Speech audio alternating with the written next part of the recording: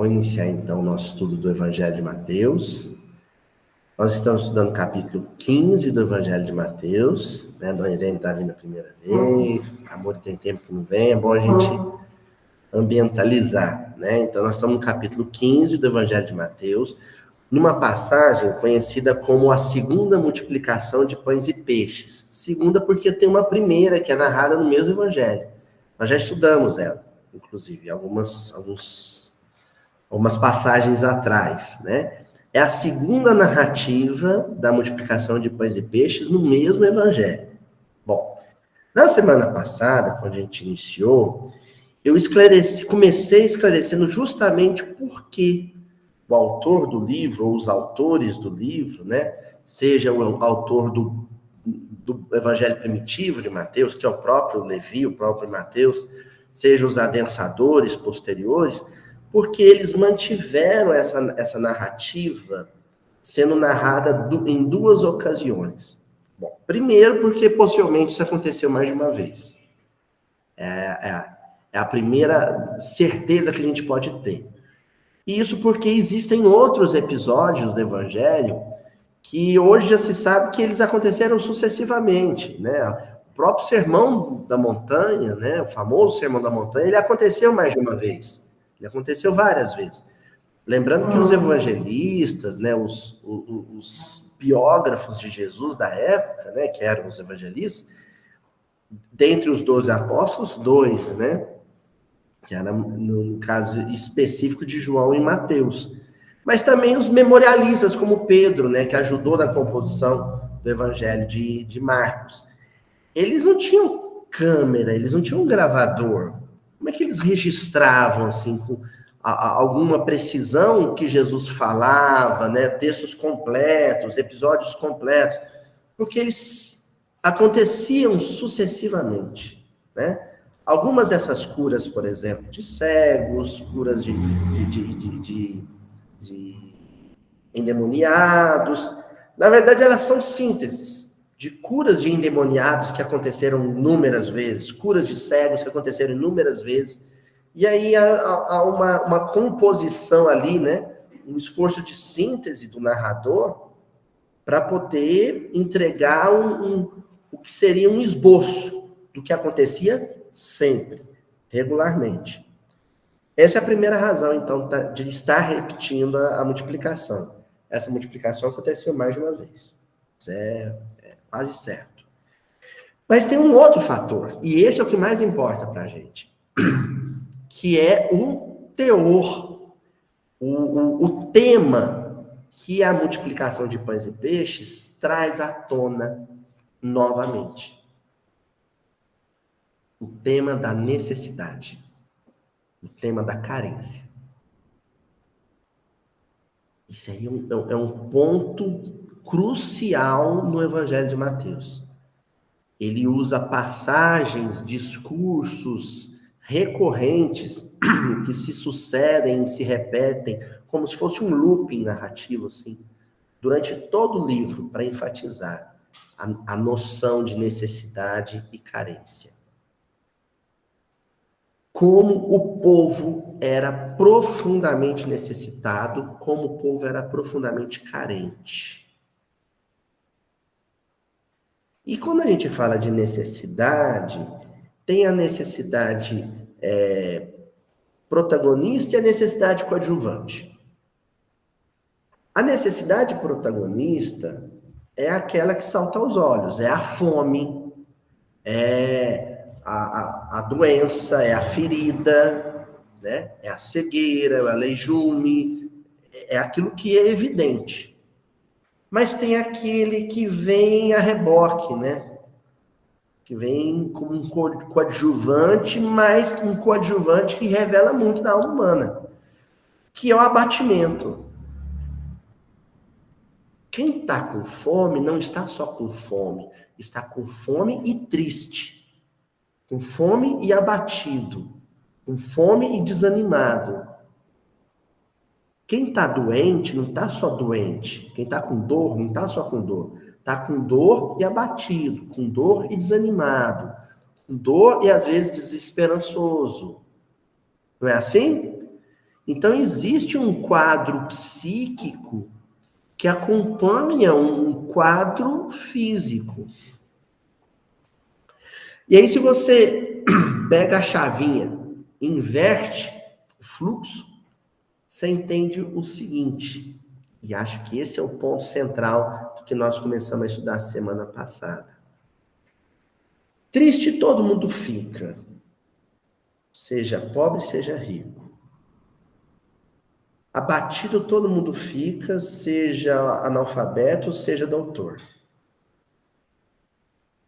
Mas quando você fica triste, abatido, em um quadro de miséria material e social, é mais difícil. Lógico que é. Né? Então, separar uma separação de casal é duro. Poxa vida. Né? Um divórcio, uma separação, a dissolução de um casamento é uma dor dilacerante. Mas quando ela vem acompanhada de miséria, de pobreza, de dificuldade, aí eu vou ficar com tantos filhos para criar, eu não tenho profissão, não tenho emprego. Ou seja, você tem, né, Adriana? Você tem um arranjo de problemas anexos que quem tem uma vida material e social mais estruturada não vive.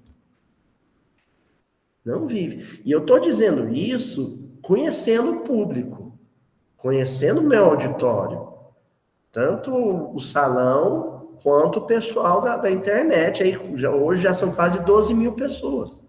Eu conheço o meu público. Eu sei quem frequenta a internet para assistir live espírita.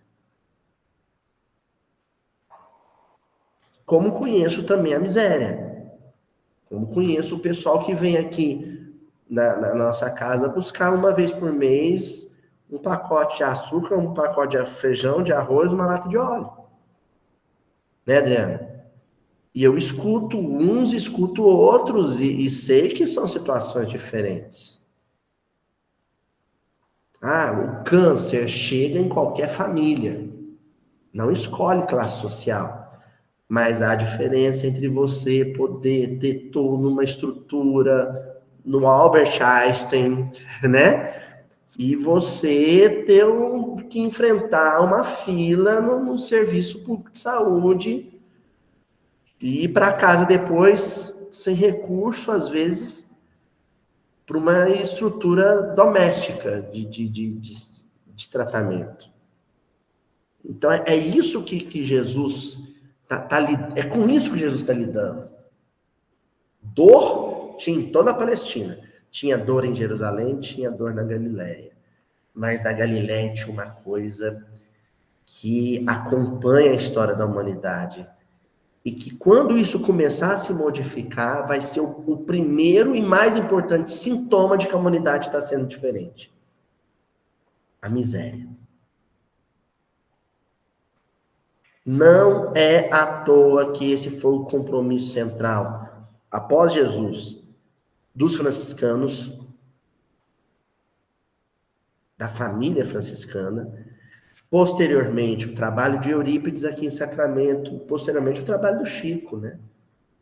O Chico situou o QG de trabalho dele de natureza espiritual sempre em paralelo com um trabalho extraordinário junto à miséria, à pobreza, à necessidade dos outros. Tá certo?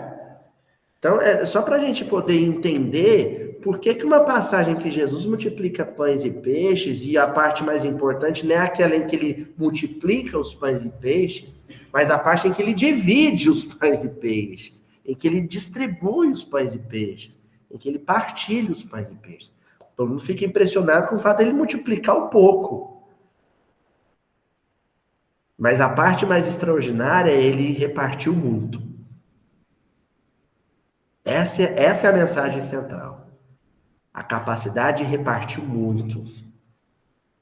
Multiplicar o pouco, muita gente faz.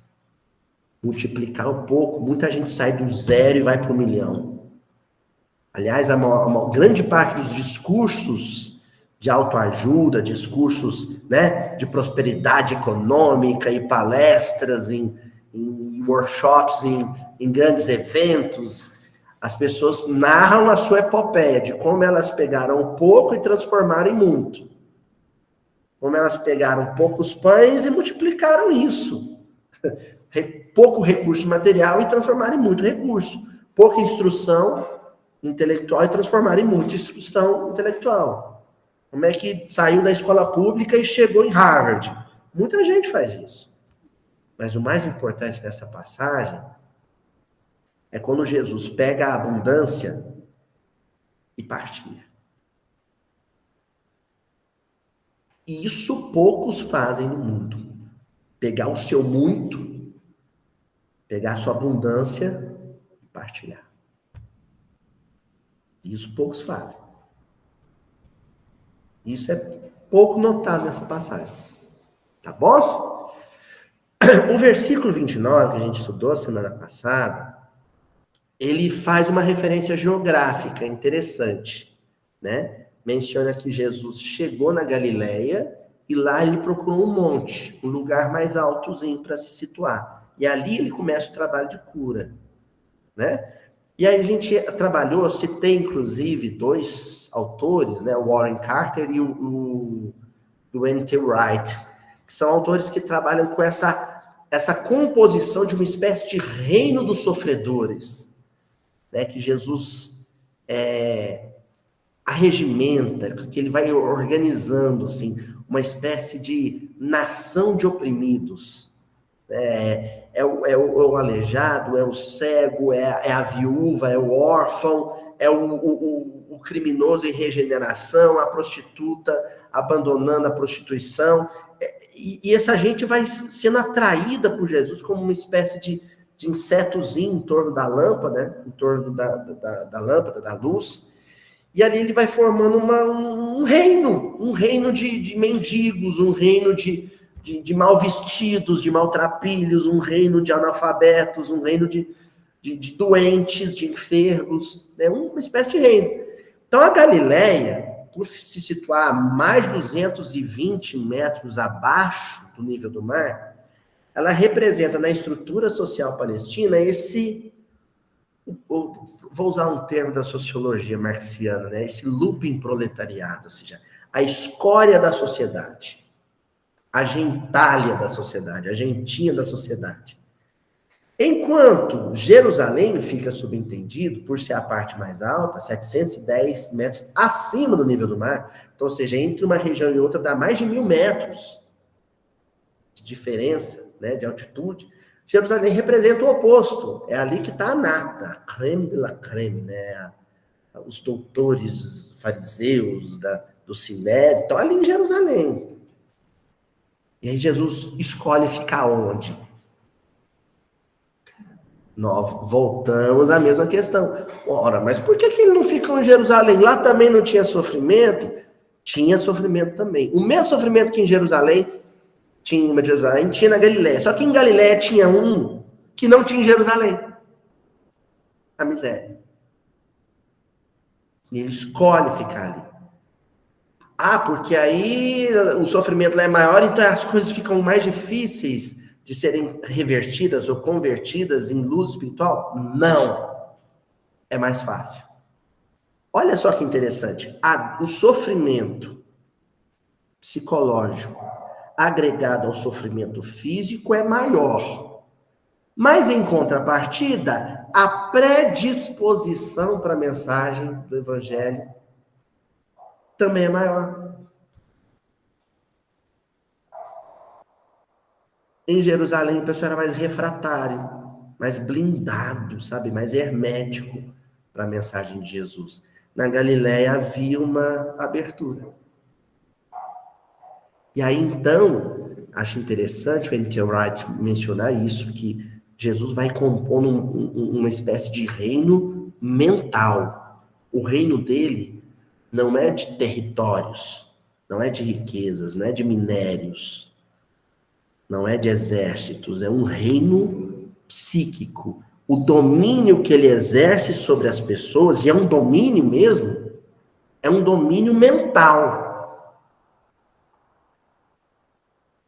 E aí tem o lance dele subir no montezinho, né?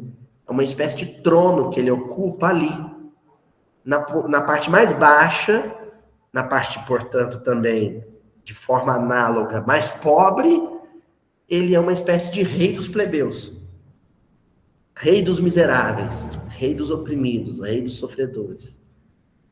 Porque ele exerce sobre esses sofredores esse poder mental. Tá bom? Como? É a pergunta de hoje. Que estratégia, que instrumento, que ferramenta ele utiliza para acessar o mundo mental desses sofredores, desses oprimidos?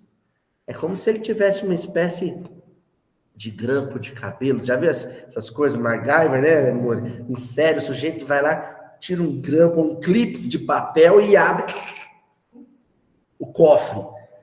É como se Jesus tivesse um negócio desse, um artifíciozinho ali, que só ele sabe usar, que ele vai lá, mexe a engrenagem e acessa o mundo interior das pessoas, desses sofredores. E entra ocupando, dominando esses oprimidos, esses sofredores.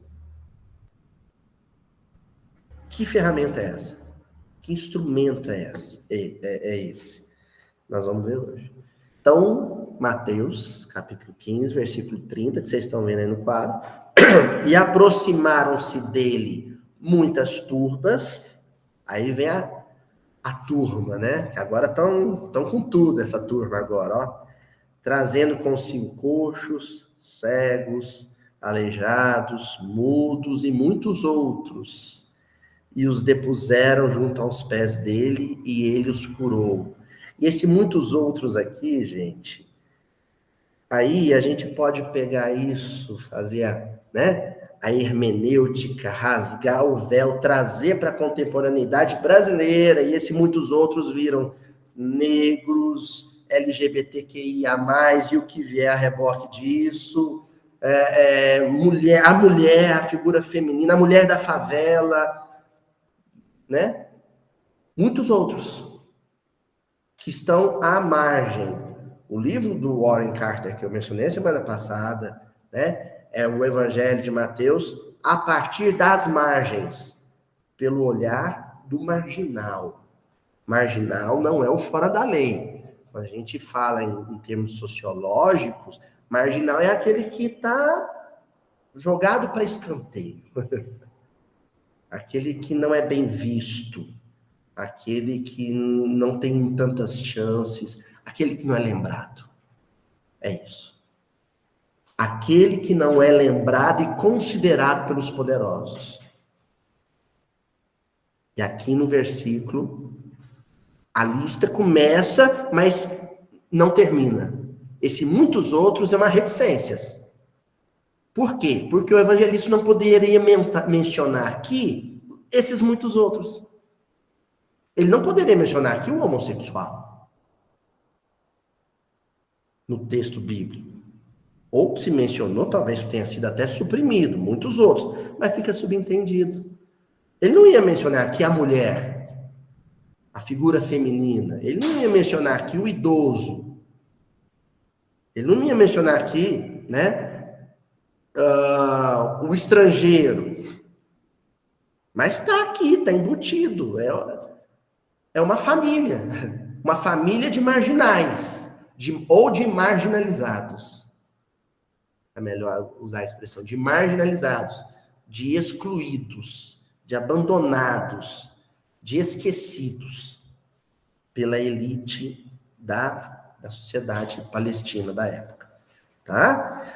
Mas o que eu quero destacar, o pessoal da internet está vendo aqui, né, e que eu sublinhei, é o junto aos pés dele.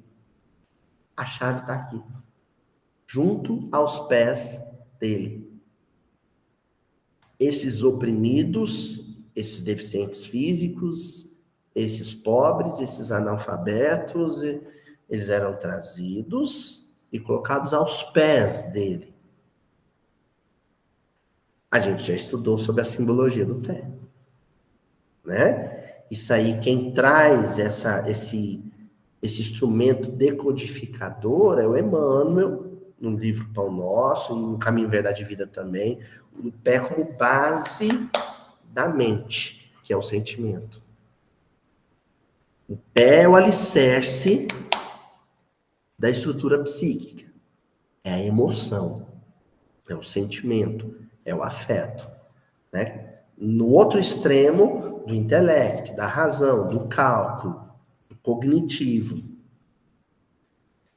Então, conectar sofrimento aos pés de Jesus é indicar o meio, a mídia, o veículo de acesso de Jesus à estrutura mental desses oprimidos, que era o sentimento, o coração. Estão captando? O link, Onirene, o que, sabe? Conectou aquele, vamos citar um desses aqui, aquele cego em Jesus foi o sentimento. É como se aquele cego fosse capaz de, naquele momento, sentir o que Jesus sentiu ao perceber o que ele sentia. Entendeu?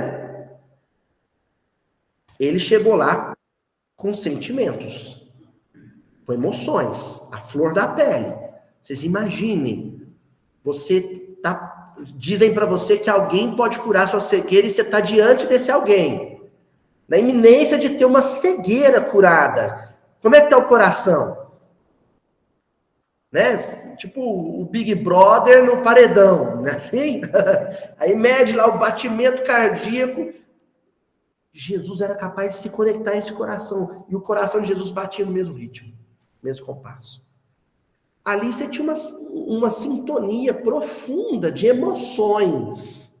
O afeto ali transbordava pelos poros, pelos olhos, pelos ouvidos. Era afeto puro, ali não tinha palavra articulada. Era só afeto. Nós vamos estudar isso. Enfim, se desde a semana passada a passagem deixa evidente que junto com um abismo socioeconômico também existe um abismo psíquico ou psicoemocional entre as pessoas, entre os grupos, e isso fica evidente no livro Há 2000 anos. Gente, eu vou dizer aqui para vocês, indicar uma leitura, a Euridice eu sei que já leu umas 10 vezes. Leiam o livro Há 2000 anos, mas com essa lente que eu estou trazendo para vocês desde a semana passada. Fala, Euridice. Esses muitos outros aí, lembrei da Lívia. Tinha poder aquisitivo, mas buscou Jesus no sofrimento. Não, o contrário, Euridice. Eu vou dizer o contrário. Esses muitos outros são aqueles outros que são mencionados no Há 2000 anos, mas que não estão citados nesse versículo. Vou dar um exemplo. Aqui não cita os idosos, mas você lembra do Simeão? O Tarquínio se referia a ele, seu velho, mas com escárnio, seu velho. Muitos outros, a Ana, a empregada, a serviçal, a funcionária. Muitos outros, o judeu, o ódio que o romano tinha pelo judeu, o Saul e o André de Gioras. Entenderam? E aí lá vai a lista desses muitos outros, são aqueles que a sociedade da Lívia não considerava. Entendeu? Aí o que eu quero destacar quando eu falo do Há 2000 anos é a diferença que o Emmanuel tenta trazer para Lívia e Ana. Esse par, Lívia e Ana, atravessa o livro todo. Atravessa o livro todo. O que o Emmanuel tenta destacar ali no Há 2000 anos? que socialmente, entre as duas, existia um abismo de 1.000 metros. Né? É Roma e Galiléia, mais de 1.000, né? Porque a Roma ainda estava acima de Jerusalém. Então, é um abismo profundo. E aí, a chave desse versículo de hoje é dizer: o que diminuiu esse abismo? O que aproximou esses dois extremos? O que colocou lado a lado Ana e Lívia ao ponto das duas trocarem o que simbolizava esse abismo, que era a indumentária, a roupa, na hora de morrer? A Patrícia, a Lívia era uma patricinha, né? A Patrícia romana morre como serva e a serva se salva como Patrícia. O que permitiu que essa distância fosse rompida? O que a Lívia sentia pela Ana? Afeto. Entenderam? Afeto. Então, o livro há 2.000 anos, e aí tem um outro extremo. O que separava Públio Lentulus de André de Gioras? Um era um senador romano, colonizador, o outro era um verdureiro palestino colonizado. Um estava no topo da estrutura social, o outro estava na base. Entre os dois, tinha um abismo social, que não foi rompido, que não foi transposto. Porque entre os dois não existia afeto, ao contrário, existia ódio, que já era um ódio social, pelo fato de um ser romano, o outro ser... O judeu odiava o romano odiava o judeu. Ali já tinha um ódio social, mas que é reforçado quando o filho do André é preso e né, levado para as galés e coisa e tal. Então, o Há 2.000 anos é um tratado sobre essa questão social ali. Mas o que o Evangelho traz de novidade que esses sociólogos comuns do mundo aí, né, os 3 porquinhos que eu já mencionei, Durkheim, Weber, Marx não trazem? A noção do afeto. O que vai aproximar as classes é o sentimento. O que vai aproximar o deficiente do não deficiente, o que vai aproximar o homem da mulher, o que vai aproximar o velho da criança, o que vai aproximar o rico do pobre, o analfabeto do doutor, é o sentimento. É a emoção, é o afeto, é o gostar de. É isso que conectou Jesus a essas criaturas. Essas curas não aconteceriam sem esse vínculo emocional. Então, trazendo mais para uma situação concreta nossa. Quando chegaram para o Chico Xavier e falaram para o Chico que ia ter um departamento que eles estavam pensando em criar um departamento de assistência social dentro da Cometrim, a Cometrim, que é a Confraternização de Mocidades, Madureza do Triângulo Mineiro. É um encontrão que tem aqui no feriado, aqui no Triângulo Mineiro, no feriado de Finados. Um encontrão de lideranças espíritas, jovens, tarefeiros espíritas. E aí disseram, olha, vamos criar um ambiente de estudo para o trabalho de assistência. E vai se chamar Departamento de Assistência Social. O que você acha, Chico? Ele vira... A Euridice deve saber dessa história, tia Adriano. Ele vira e fala assim, eu só sugiro que mudem o nome. Ao invés de Departamento de Assistência Social, seja Departamento de Assistência Fraterna. Explica tudo. Quer dizer, a Casa Espírita, ela se abre para entregar a cesta básica para a miséria da periferia, do marginalizado na sociedade, mas não com um olhar de assistente social, de um técnico, que não somos, inclusive, né? Existe uma formação acadêmica para assistência social. É com outro olhar, é um olhar de irmão, esse fraternidade pressupõe um vínculo de natureza afetiva. É saber o nome, é conhecer quantos filhos tem, é sentar para bater um papo. Vou ilustrar isso de outra maneira, assim. Esses dias eu e minha mãe, a gente viveu um episódio curioso aqui na cidade. Eu tinha ido buscar minha mãe em casa, mas nós estávamos cumprindo quarentena. O pessoal da internet não sabe disso. Eu tive Covid esses dias, e aí ficamos completamente isolados. Eu, minha esposa, meu filho e minha mãe. Só que minha mãe ficava na casa dela, o máximo que eu fazia era sair de casa, de carro, buscar ela na casa dela, trazer para minha casa, para ela não ficar totalmente sozinha.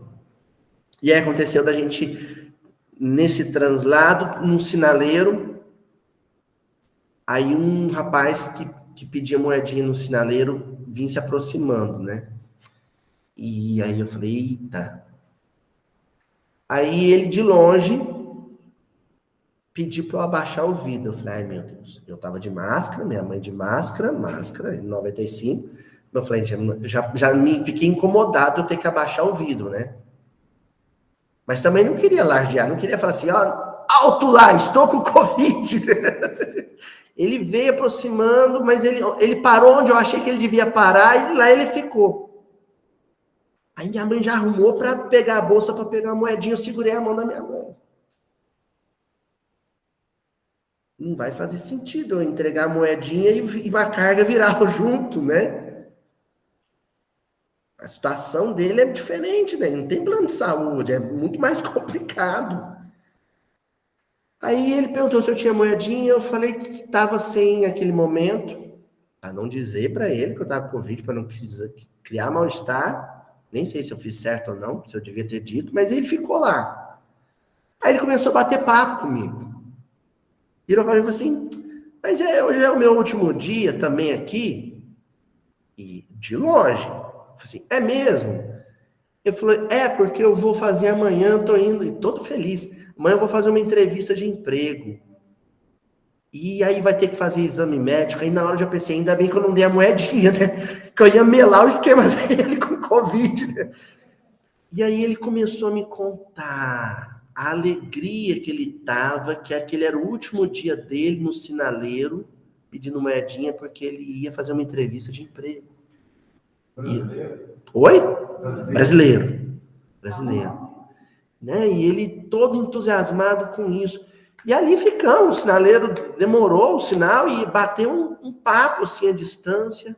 Aí ele despediu de mim, eu despedi. Ele não se incomodou de não ganhar moedinha, porque ali entre eu e ele no sinaleiro pedindo moeda e eu dentro de um carro, ali o abismo social foi amortizado por uma relação, uma conversa fraterna, uma relação afetiva.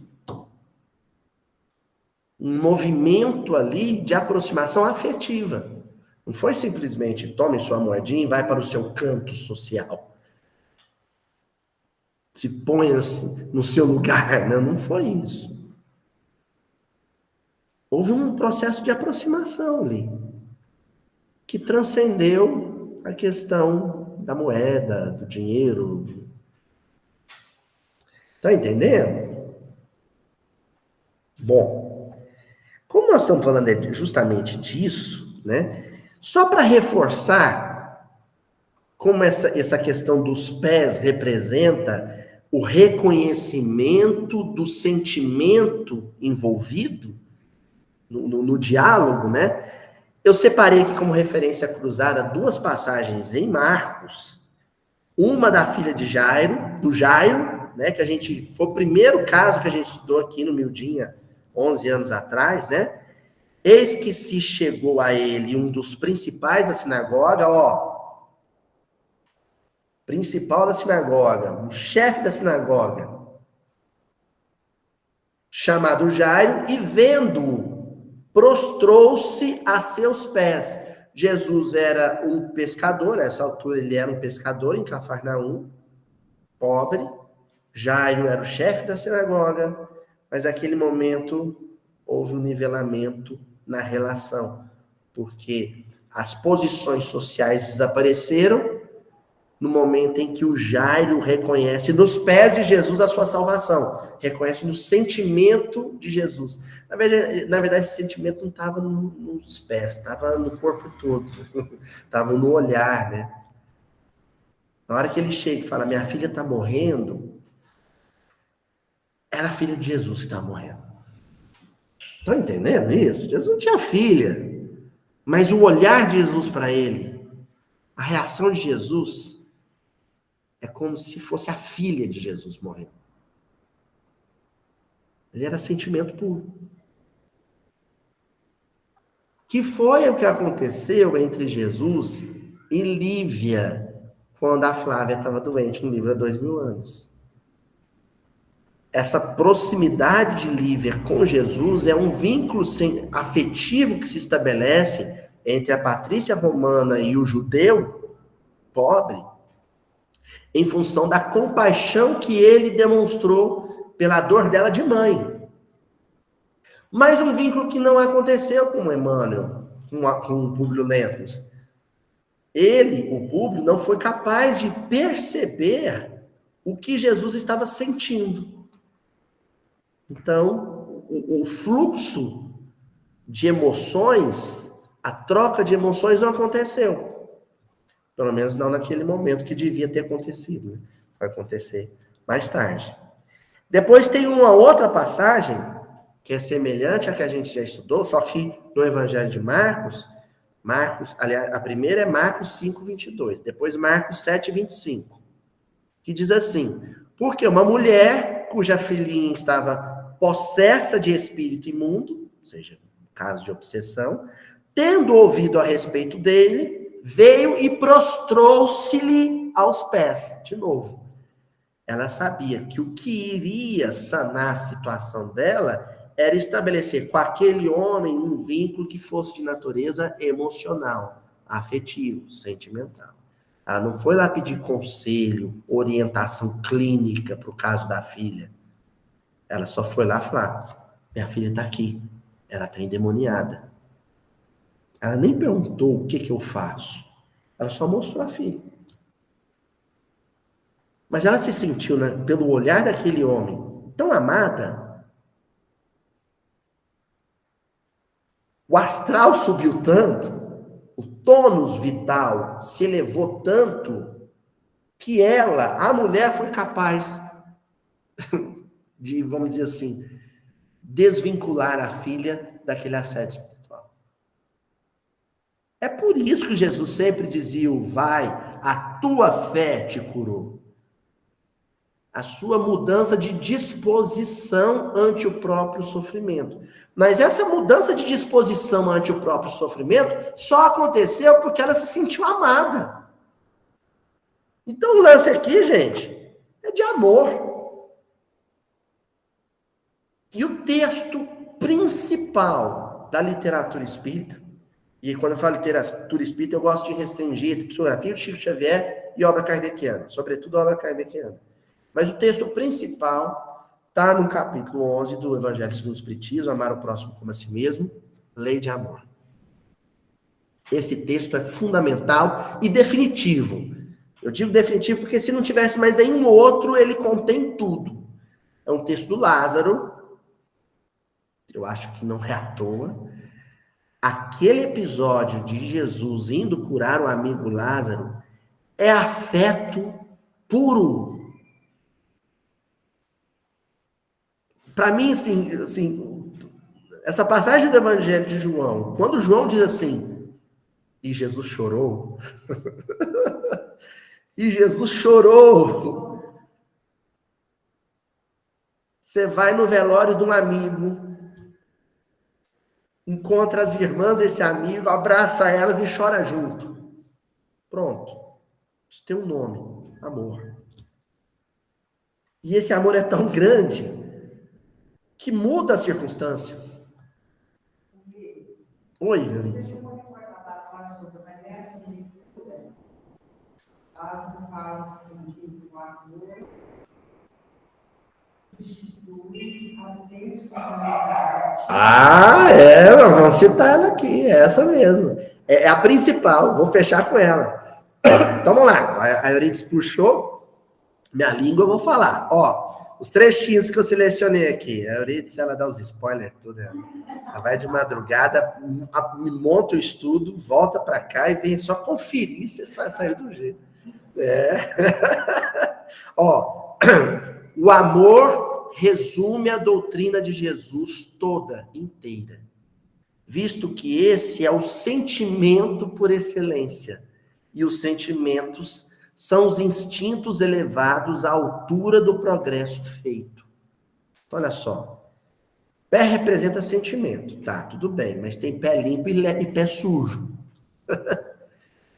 Quando Jesus vai lavar os pés dos discípulos, é como a dizer, olha, existe sentimento puro e sentimento impuro. E aí ele fala para Pedro, se você não deixar eu lavar seu pé, você não tem parte comigo. Ou seja, seu pé não vai ser igual ao meu. Seus sentimentos não vão ser compatíveis com os meus. Porque os sentimentos, eles têm gradação. E aí, essa passagem, quando diz assim, o sentimento por excelência, é porque assim, existe um nível excelente de sentimento. Sabe, o sentimento padrão ouro. Esse sentimento padrão ouro, esse sentimento acima do ordinário, do normal, é o amor. Quando a gente fala do que Jesus sentiu por cada um daqueles deficientes, miseráveis, analfabetos, sofredores que chegaram até ele, nós estamos falando desse tipo de sentimento.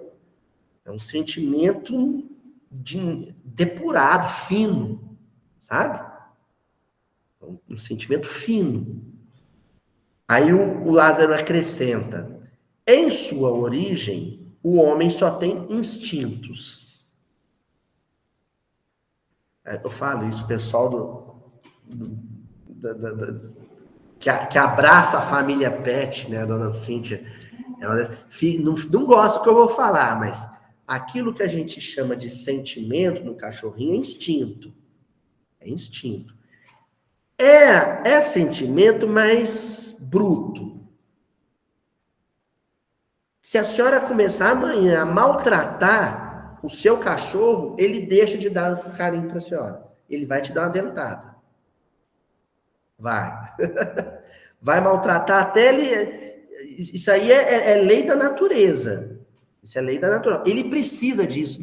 Nossa, quem determinou que ele seja assim é Deus. Por quê? Ali deve prevalecer uma das leis de Deus chamada lei de conservação. Está no Livro dos Espíritos. Ele precisa disso para preservar a espécie. Aí, o que acontece, que às vezes a gente romantiza um pouco, é que não foi só a humanidade que evoluiu nos últimos 6, 7 mil anos. Os espíritos que reencarnam nos corpinhos de animais também. Entenderam? Então, um animalzinho que reencarnava lá há 10 mil anos atrás, ele continua reencarnando num corpinho de cachorrinho até hoje. Sim. Mas o instinto dele foi apurando. Isso que a gente chama de ser mais domesticado, né? Ele é mais doméstico. Parece gente, a gente fala assim. Não é que aquele instinto de sobrevivência, ele está se depurando, está se aprimorando. Com a convivência com a gente. E com a convivência com a gente melhorado. O ser humano melhora, e aí o bichinho que convive com ele melhora também. Mas ainda é instinto. Porque tem uma lei agindo ali que ela, para aquele animalzinho, é mais importante do que qualquer outra coisa, que é a lei de conservação. Aí continua o texto. Quando mais avançado e corrompido, só tem sensações. Aí é o homem primitivo. É o homem no seu primeiro estágio evolutivo. Então, por enquanto, esse instinto do bichinho vem acompanhar também de uma pureza. Se bater nele, ele vai morder, mas se em seguida você passar a mão, ele vai lamber. Entendeu? Ele reage. Ele reage. Mas quando o espírito sai desse estágio e atinge a primeira... Esse era um tema que o senhor Honório adorava da evolução, né?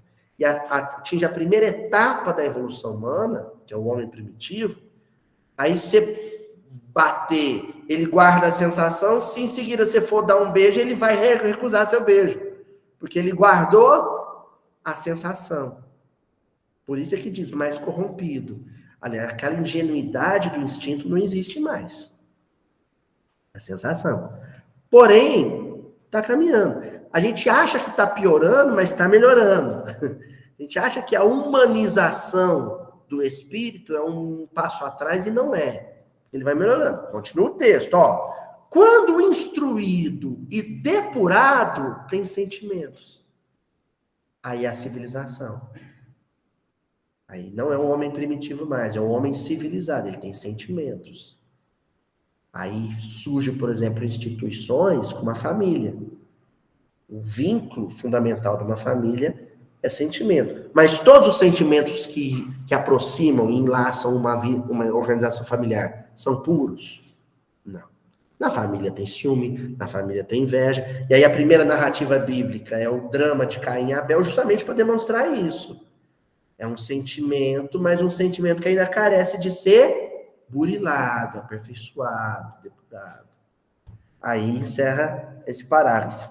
E o ponto delicado do sentimento, ou seja, quando o sentimento atinge, sabe, a seda, a porcelana do sentimento, né? É o amor. Não o amor no sentido vulgar do termo. No sentido vulgar no sentido comum, que é o amor afetivo sexual. Lembremos que esse é um texto do século XIX, o auge do romantismo. Romantismo na literatura, romantismo na música, né? Ou seja, o amor se restringia à relação afetivo-sexual. Mas esse sol interior que condensa e reúne em seu ardente foco todas as aspirações e todas as revelações sobre-humanas. Ou seja, é um sentimento que tem aquela força de atração gravitacional do Sol. Ele atrai. Ele tem o poder de atrair. E encerra. A lei de amor substitui a personalidade pela fusão dos seres. Acaba a divisão social. Fusão dos seres.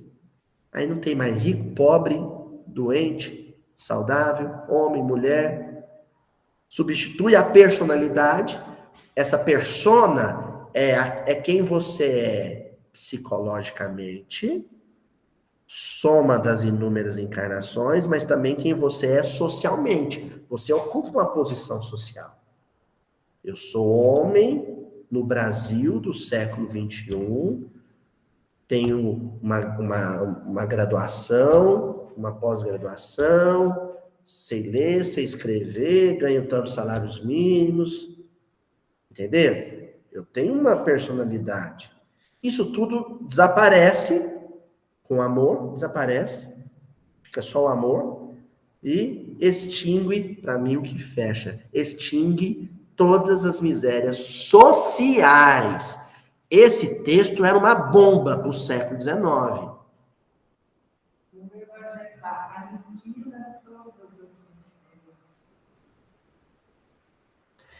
Eu usei aqui, eu gosto muito da tradução da FEB, né, do Guilherme Ribeiro. E quando essa misérias humanas, às vezes, é uma tentativa, sabe, Euridice, de amenizar o peso do texto. Porque quando você fala humano, é social. Isso é uma frase do Aristóteles, na Grécia Antiga. O homem é um animal político. O que é um animal político? Um animal que vive em polis. Que vive em grupo. Tudo é sociedade. Uma casa espírita é uma sociedade. Como é que chama para formatura? Comissão de festa. Uma comissão de festa é uma sociedade. Um condomínio, um síndico, é uma sociedade. Agora, em todas essas relações sociais, quando a personalidade aparece, as relações se deterioram. Esse processo de deteriorização das relações é o que o Lázaro chama de misérias sociais.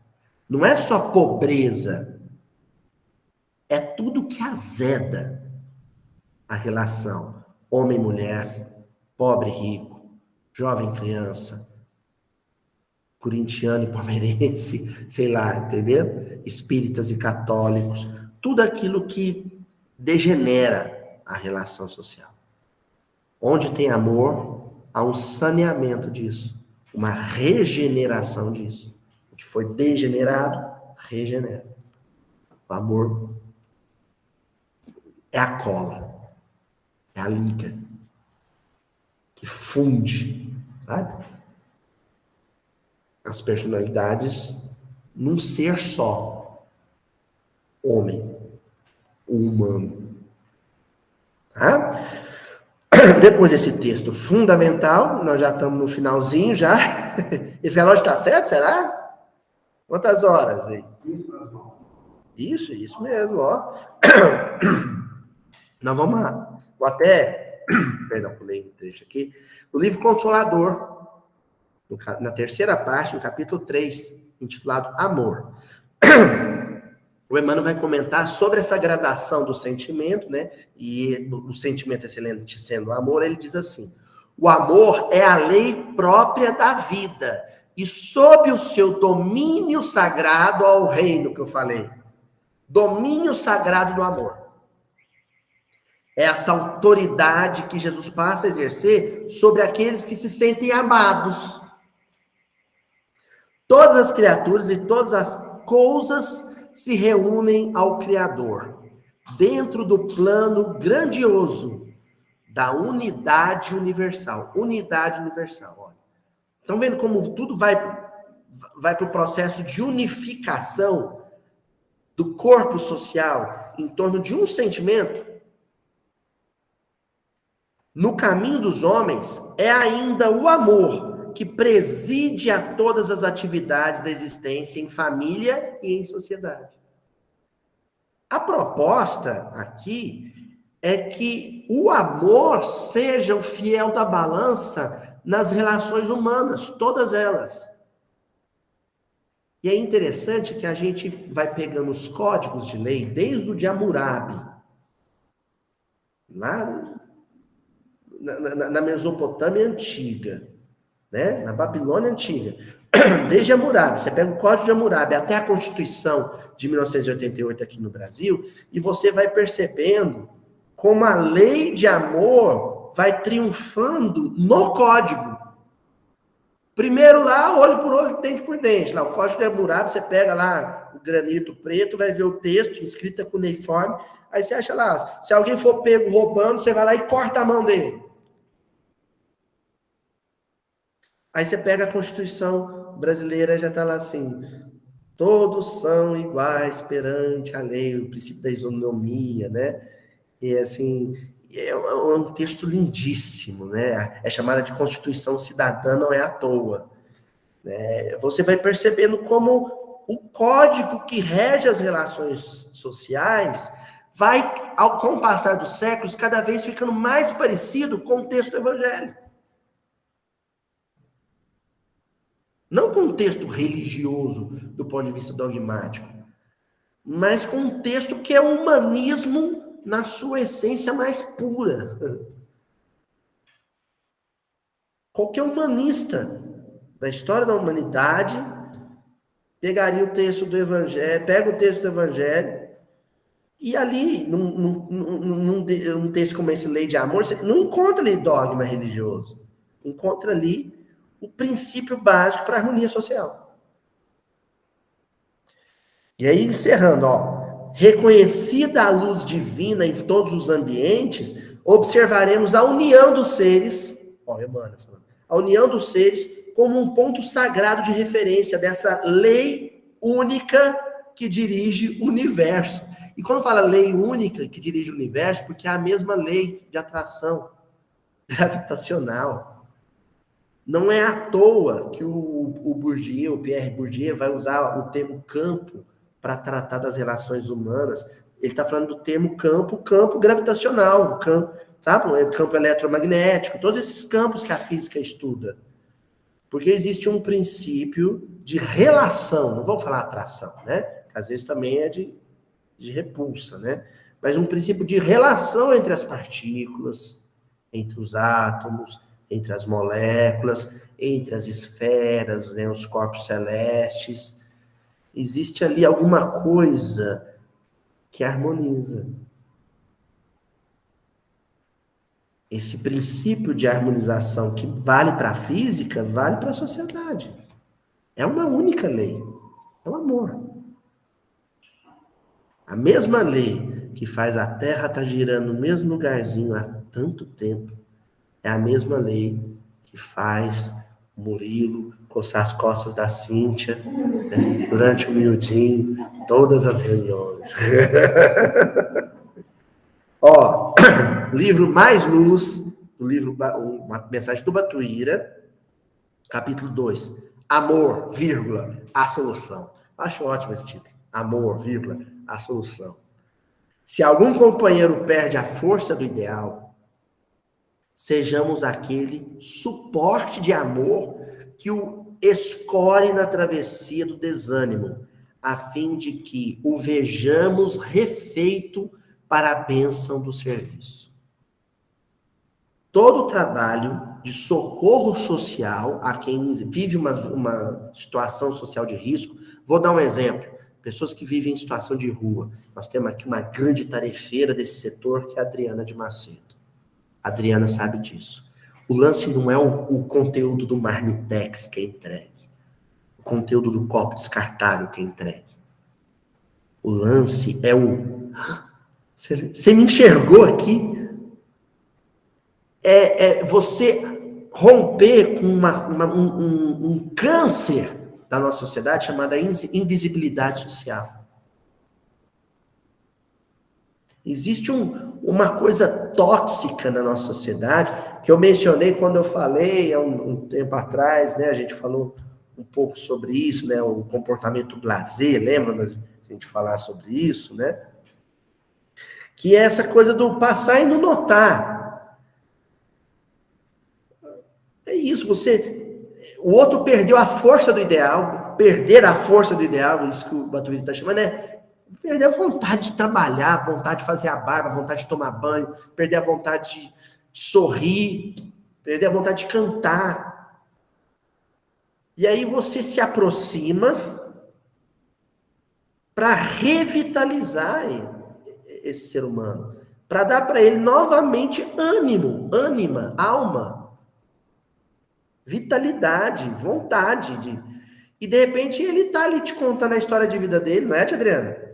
E de repente começa a cantar. Eu não esqueço uma das rondas que a gente fazia, e o sujeito começou a contar a vida dele, a gente ali, aí você esquece da hora, uma tarefa que tem hora para começar, não pode ter hora para terminar. Se você vai trabalhar no outro dia, então não vai nessa tarefa, porque vai madrugar fora se precisar. Porque aí, de repente, o sujeito começa a contar a história de vida dele, começa a cantar uma música do Raul Seixas, começa a se emocionar, e os outros começam a emocionar, estão ali do lado. E o cachorrinho vira-lata começa a uivar junto, cantar junto, de repente tá todo mundo chorando e pronto. Fusão dos seres. Ele recuperou a ânima. Né? Se outros sofrem provações ou privações, e aqui a delicadeza do Batuíra em separar essas duas palavras e fazendo um jogo fonético, né? Provação e privação. Provação, um milionário sofre. Uma provação qualquer, um sofrimento qualquer. Um milionário que está com um filho viciado em drogas vive uma baita de uma provação. Mas não vive privação. Ele não é privado de nada. E o Batuíra lembra daquele que, além de sofrer uma provação, também vive uma privação. Alguém que às vezes está com um filho com problema com droga, arruma um emprego, um serviço, um bico, aí financia uma geladeira, aí de repente perde esse emprego, não dá conta de pagar a geladeira. Aí, quer dizer, além do problema do filho com droga, tem ainda o problema da inadimplência. Como é que eu vou socorrer a dívida que eu fiz? Não é assim? Além da aprovação, existe ali um processo de privação do emprego, da oportunidade de trabalho, do nome que quer manter limpo. Isso é muito duro. E o Emmanuel termina, o Batuíra termina: sejamos nós o apoio sobre o qual se mantenha para atingir novamente a segurança precisa. Seja essa segurança psicológica, a Euridice bem lembrou, a Lívia precisava de segurança psicológica naquela passagem, mas seja a segurança social. Seja a segurança social. Ó, vou te arrumar um serviço. Vou te arrumar uma roupa para você fazer a entrevista de emprego. Não, eu vou te acompanhar na internação hospitalar, eu vou ficar lá de acompanhante com você. E encerra. Em síntese, convertamo-nos por amor, acho lindo isso, por amor, em suplementações uns dos outros, no levantamento do bem, de vez que assim agindo, estaremos glorificando a bendita herança do trabalho que Jesus nos legou. Suplementações uns dos outros, um suplemento vitamínico, não tem isso? Você está com anemia, você vai e compra uma lata de suplemento vitamínico, o sujeito bate aquilo com leite, com água, toma e fica forte para aguentar o tranco. O meu olhar, o meu abraço pode ser uma suplementação psíquica. O meu bom dia, o meu bate-papo com o sujeito ali no sinaleiro, deu um ânimo, vai fazer ele ir bem na entrevista de emprego, vai transmitir autoestima, entusiasmo para o trabalho. Um bate-papo. É a suplementação que está mencionando aqui. E aí, o livro Bênção de Paz, agora o texto do Emmanuel, ante o poder do amor. E ele cita João, capítulo 3, versículo 16. Porque Deus amou o mundo de tal maneira que deu seu Filho unigênito, para que todo aquele que nele crê não pereça, mas tenha a vida eterna. Aquele que nele crê. O sujeito é jogado aos pés de Jesus. Olha para aquele zoião de farol dele. Sente o quê? Amor. Crer em Jesus é crer em quê? No amor. Ele volta a acreditar no amor. Que ele tinha desacreditado. Aí o Emmanuel vai falar disso. Ninguém conseguiria manter a ordem sem a justiça, mas ninguém constrói a paz sem amor. E Brasil, essa frase tinha que estar no meio da bandeira nacional, não é ordem e progresso, não. Ninguém conseguiria manter a ordem sem justiça. Sim, o Brasil precisa de ordem e de justiça, mas ninguém constrói a paz sem amor. De tanto querer a ordem e a justiça, a gente perde a paz porque deixa de amar. E pronto. Está feito o estrago. Ama sempre, e quando estiveres a ponto de descrer do poder do amor, lembra-te do Cristo.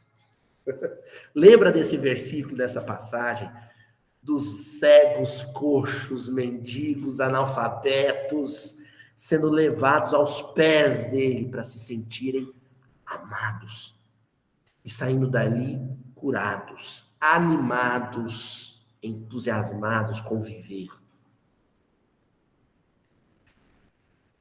Bom, tem uma passagenzinha aqui que eu vou tentar resumir ao máximo por causa do nosso horáriozinho, que está no livro Alvorada Cristã, do Nélio Lúcio, capítulo 34, chama A Galinha Afetuosa. Vou tentar contar rapidinho.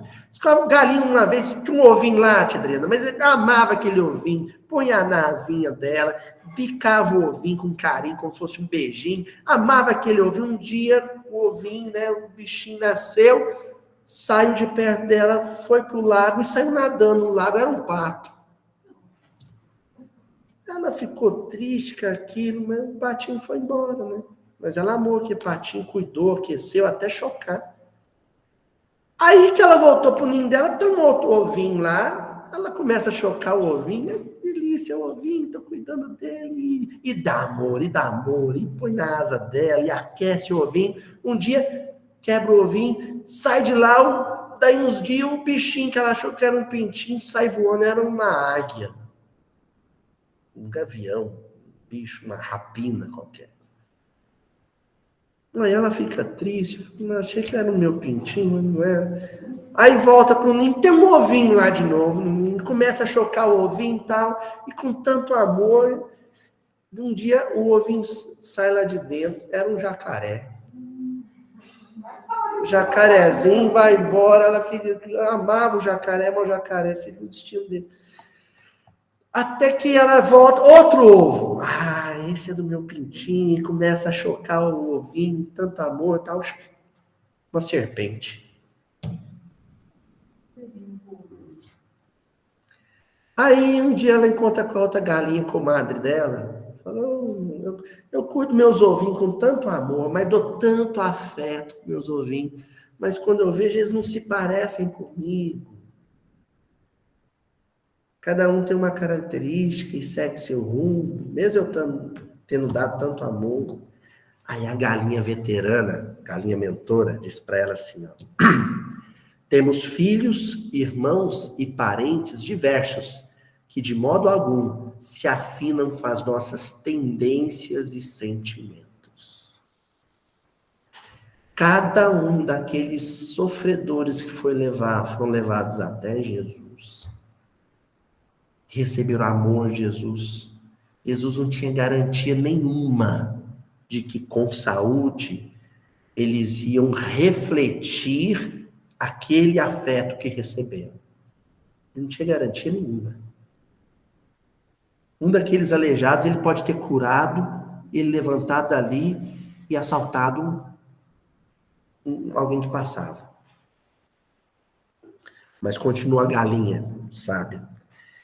Estimaríamos que nos dessem compreensão e carinho, mas permanecem imantados a outras pessoas e situações com as quais assumiram inadiáveis compromissos. De outras vezes, respiram noutros climas evolutivos. Respiram em outros climas evolutivos. Públio Lentulus recebe afeto de Jesus na praia de Cafarnaum. Perdão. Mas ele respirava em outro clima evolutivo.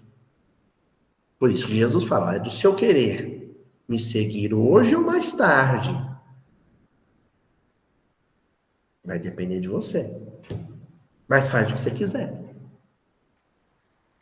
Não nos aflijamos, porém.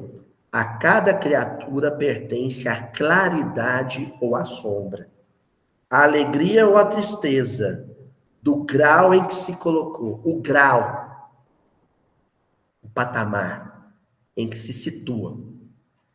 Amemos sem o egoísmo da posse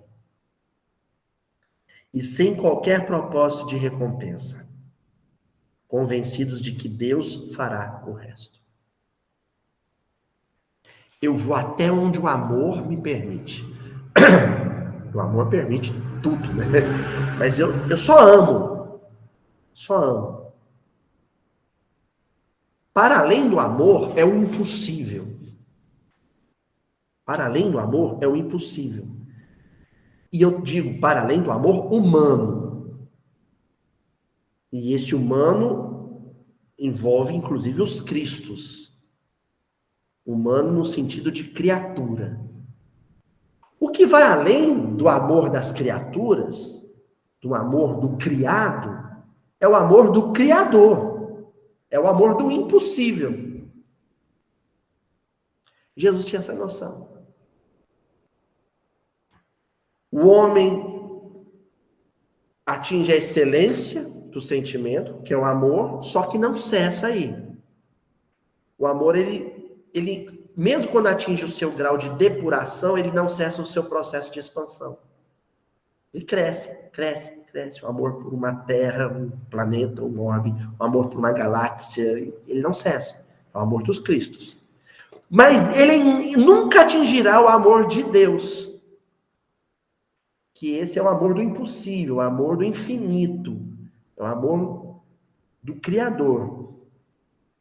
O Emmanuel encerra essa mensagem, perdão, né? O Lúcio encerra essa mensagem dizendo: você, galinha, chocou amor até um limite. Quando ele sai do seu ninho, quando ele sai da sua custódia, quando ele sai da sua asa, ele não deixa de ser amado, porque fugiu do seu alcance. Ele continua sendo amado por Deus. Mas aquele amor que ele sentiu debaixo das suas penas, aquele amor que ele sentiu debaixo do seu teto, aquele amor que ele sentiu envolto no seu abraço, se torna referência para que ele perceba, reconheça, sinta o amor de Deus quando estiver seguindo o seu caminho. Por isso a regra é uma só. Amor, amor, amor. Quem disse isso? O pessoal da internet aqui vai ver uma imagem legal. Amor, amor e amor. Quem disse isso? Pelé! Ah! Quando ele jogou a sua última partida com o New York Cosmos, né? Love, love and love. Ele fez esse gesto. Tá aqui a imagem. Então o Rei Pelé sabia das coisas. Amor, amor e amor. Tá bom? Até semana que vem. A gente continua indo. Aí a semana que vem começa a multiplicação de pães e peixes propriamente dita.